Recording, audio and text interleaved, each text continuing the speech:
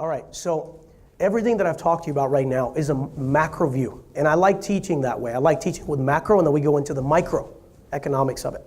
Now, we don't have time to go in here in a lot of depth, but what I'm going to go through is the 4 indicators that are micro in your marketplace that you're investing in.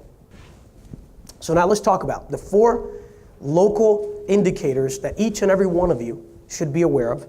Is you should be looking at supply.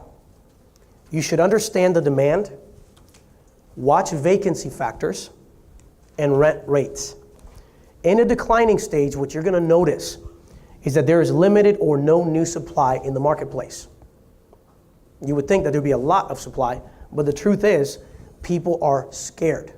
People are going through a process right now where they're still trying to figure out, do I just want to get rid of this thing because I'm scared? There's not a lot of new supply and not much of new demand.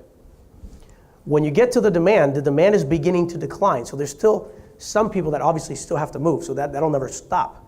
But the truth is, you're going to see that all of a sudden, the desire for people wanting to buy, to move to a new home, stops. Vacancies begin to increase to high rates. In Florida, just to give you a little perspective, that could be anywhere between 30 to 45% vacancy factors historically is what I saw in the decline of the marketplace. All right, so think about that. The next thing that happened in this particular case with the rents is when the rents were going for $900, we literally saw the rates go all the way down to $700 a month from an average rent of $900 just to get it leased, because people were getting so desperate. They would rather have somebody here now almost paying nothing, taking care of the property, and therefore the rates have to be reduced to match what? The affordability index, what people can afford. So you have to incentivize people, and therefore you have to reduce your rates. That's what you see in a declining market stage, okay? Absorption. What you'll notice is there's still not a lot of new supply, but it's little by little starting to pick up, okay? The demand begins to increase. So what you start seeing is the bottom feeders, is what I call here. These are investors like me who understand what's going on, who are going out there and they're negotiating, they're buying properties at the right price. Now, my Canadian brothers and sisters, be warned. I've bought many homes from people like you in the change of the crash. And I would not be telling this to you if I don't want to help you.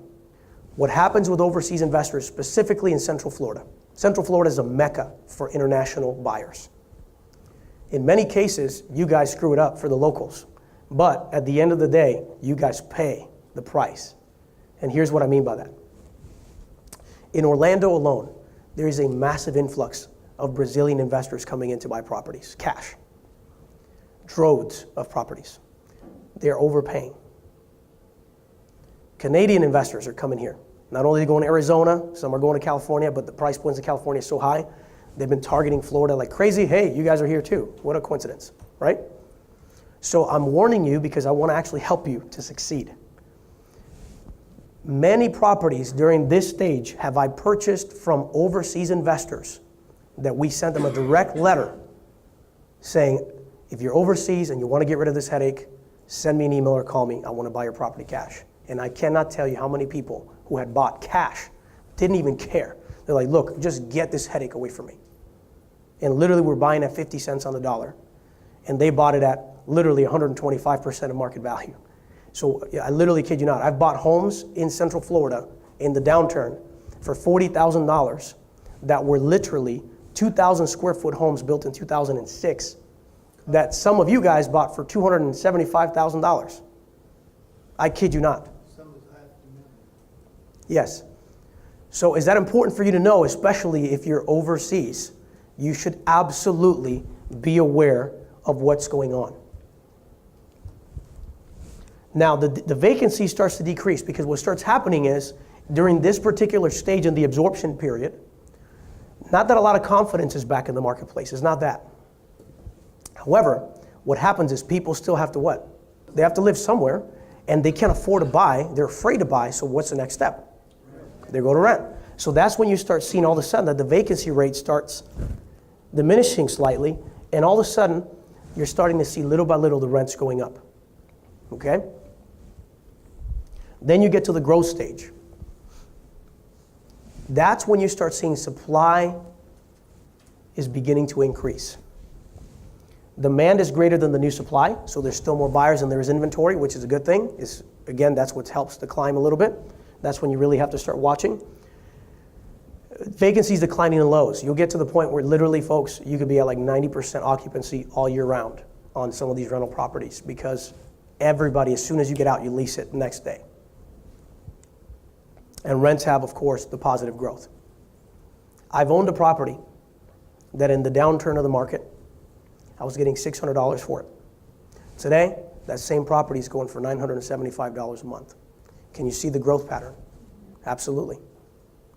Now, folks, this is the saturation stage. Can you still make money here, by the way? Yes.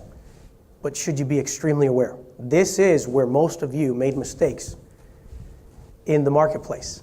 And what I mean by you folks, I'm talking about Canadians, anyone all over the world, the Europeans, even Americans who bought a ton of properties during this time, but they weren't wise with their investment philosophies, and they paid the price. Because at this point, literally, the increase is greater than the demand for the actual supply. But here's what starts happening.